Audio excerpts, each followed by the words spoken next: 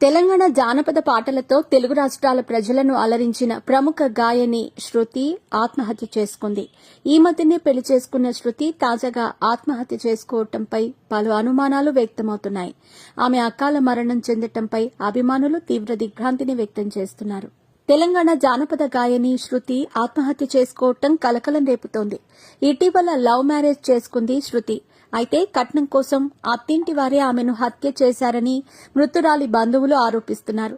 శృతికి చిన్నతనం నుంచి గాయని కావాలని బలమైన కోరిక ఉండేది.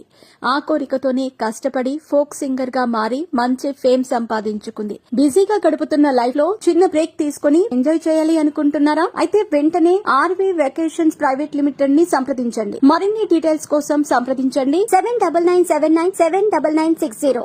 ఈ క్రమంలో ఆమెకు సిద్దిపేట జిల్లా పీర్లపల్లి గ్రామానికి చెందిన దయాకర్ అనే యువకుడు సామాజిక మాధ్యమం ద్వారా పరిచయం